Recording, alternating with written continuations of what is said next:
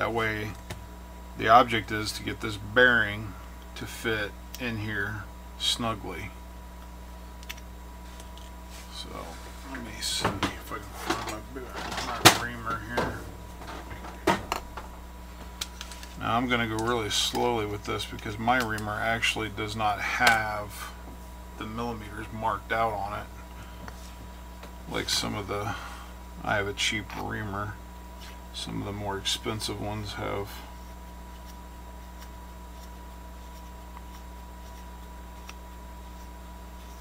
it already marked for you.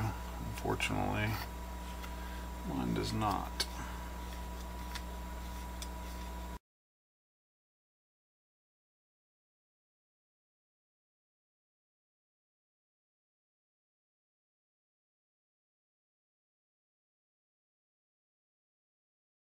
I have a relatively small reamer. I usually do most of my stuff like this with my Dremel. It looks like that's what I'm going to have to finish up with because my reamer's not big enough. I guess that's something I need to look into changing. I wanted to order the EXI body reamer. At least I think it's an EXI, whatever that one is. They have one or two different ones on hobbyparts.com, but as always, most of the time when you go looking for something, it's out of stock, and this is no exception. It's actually been out of stock for a long time. I've been keeping my eye on it. The EXI tools, by the way, if you've never used them before, I do have a handful of them. I have their black and yellow pliers, and I have their whole set of turnbuckle wrenches, and they are excellent quality tools for the price. I mean, you just can't beat it. The only thing that I wish they had was, I wish they had a 6mm turnbuckle, or I'm sorry, a 5mm turnbuckle wrench. I can't remember if it's 5 or 6. I think it's 5 that they don't have. They have a 4, and then it jumps up to 5.5. And then I think they have a 6, a 6.5, and a 7 or something like that.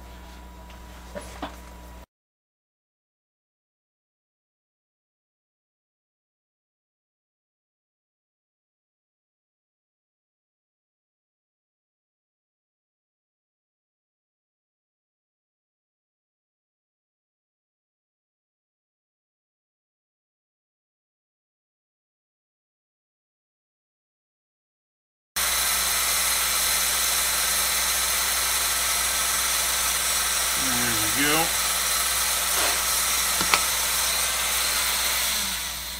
Okay. Really wanted to take my time with that because of using a Dremel.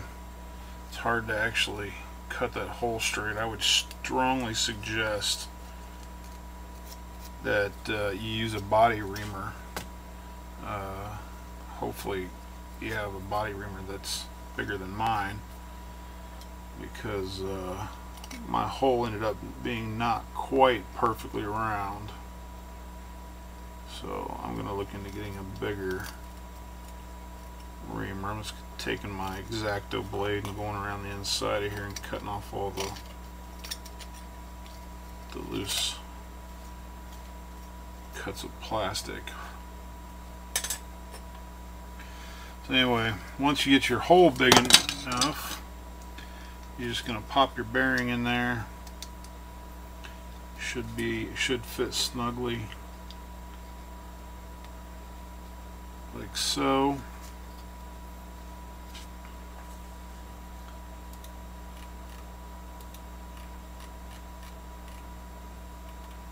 And then basically, let's see, let me clean up a little bit of this mess here.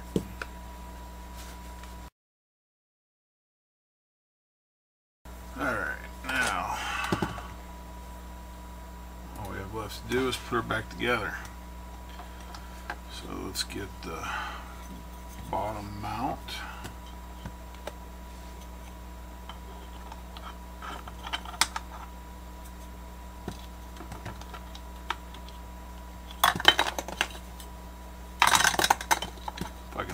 to it.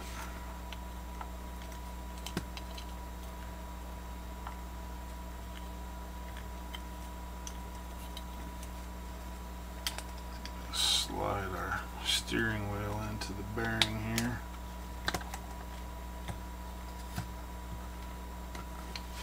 If your bearing pops out a little bit like mine did, you're going to want to push it back down in there.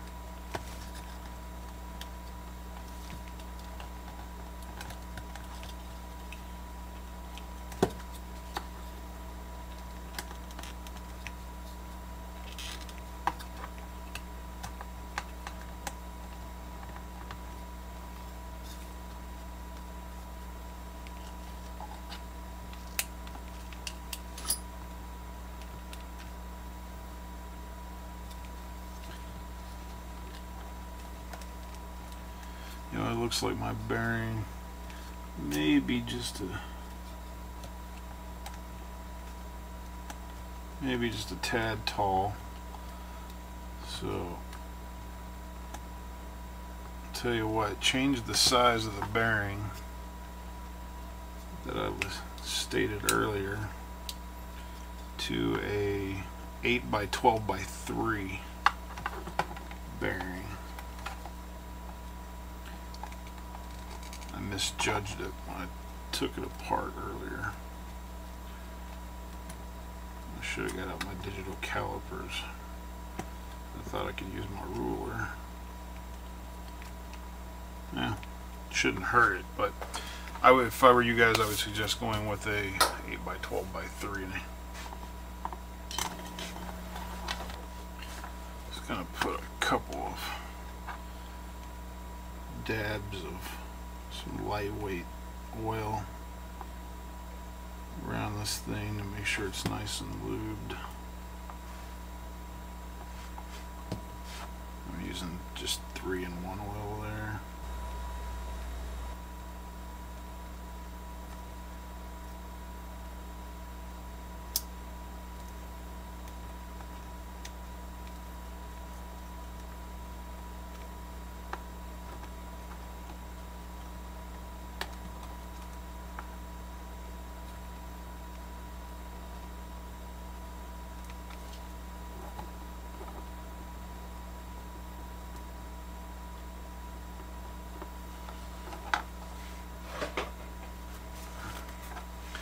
Wipe the excess off around the edges. Okay guys, I had to pause the recorder there while I figured out a small problem. This piece here, once you get this piece here isolated, the piece that you're going to put the bearing on, once you get it out, before you actually put the bearing on there, get some kind of lightweight oil, like I use 3-in-1 oil, and lube up this shaft real good. Otherwise, if you don't, the bearing is like a really tight fit on there, and in order to get it to go all the way down and seat where it should be, you gotta put some oil on there to lube it up, and then you'll be able to get that bearing where it needs to go. And then you can go ahead and reassemble as normal, like we were trying to a little bit ago.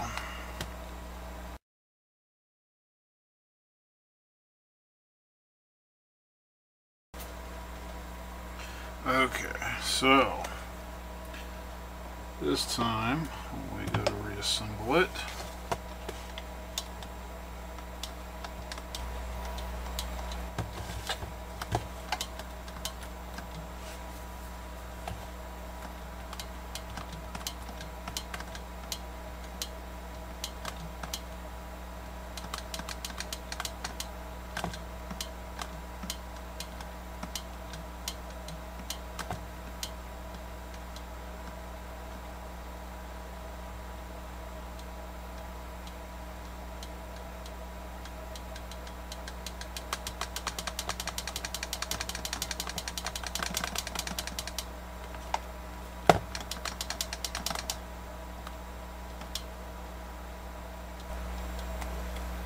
So there you go, that's the bearing mod. all put back together, working properly.